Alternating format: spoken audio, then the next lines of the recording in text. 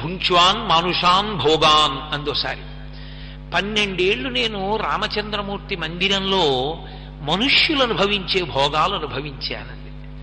మనుష్యులు అనుభవించే భోగాలు అనుభవించానండం ఏమిటి? నేను ఏమంటే విశాఖపట్నంలో సుబ్బారావు గారింట్లో మనుష్యులు అనుభవించే భోగాలన్నీ అనుభవించాను అన్నాను అనుకోండి. ఇప్పుడు మనుష్యులు అనుభవించే భోగాలు నువ్వు మనిషివిగా ఏమిటి అనరు నన్ను. సీతమ్మ అలా అనడం ఏమిటి?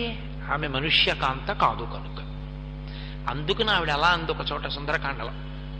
కాబట్టి ఆ తల్లి ఒక నరకాంతగా నటిస్తోంది. నటిస్తూ అంతరిక్షంలోంచి మాట వినపడిందమ్మా, ధర్మేణ తనయాతవా, ధర్మము చేత ఈమె నీకు కుమార్తెయే. నీకు కుమార్తెగా లభించాలన్న కోరికతోటే ఆమె నీకు కూతురుగా వచ్చింది. ఎందుకు వచ్చింది? శివధనస్సు ఉంది అక్కడ. సీతా కళ్యాణం అంతా ధనస్సుతోటే ముడి. అందుకని అక్కడికి వచ్చింది ఆవిడ.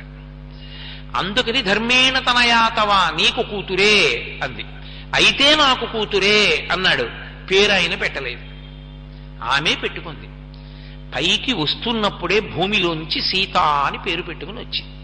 అందుకని సీత అన్న నామకరణము జనక మహారాజు గారు చేశారని రామాయణంలో లేదు. నామ్నా సీతేతి విశ్రుత అన్నాడు ఆయన. బయటికి వచ్చిన పిల్ల సీత అని పేరు పెట్టుకుని పిలువబడింది. జనకుణ్ణి అనుగ్రహించింది కనుక జానకి. అమ్మవారి తత్వంలో ఒక పెద్ద విశేషం ఉంటుంది.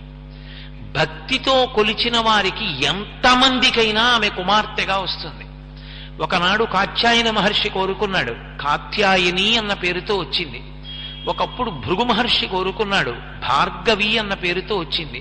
ఒకనాడు హిమవంతుడు కోరుకున్నాడు, హైమవతి అన్న పేరుతో వచ్చింది. ఒకనాడు దక్షుడు కోరుకున్నాడు, దాక్షాయణి అన్న పేరుతో వచ్చింది. ఒకనాడు జనకుని భక్తికి మెచ్చింది, జానకి అన్న పేరుతో వచ్చింది. ఒకరోజు ఆకాశరాజును అనుగ్రహించింది, పద్మావతి అన్న పేరుతో వచ్చింది.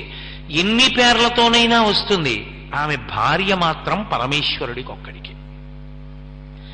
అసలు ఆ స్థానాన్ని ఎవరైనా మనసులో ఊహ చేసిన పురుషుడిగా, శంకరుడు సౌందర్యలహరిలో అంటారు, శివే శృంగారార్ధ్రా తదితర జనే కుత్సనపరా.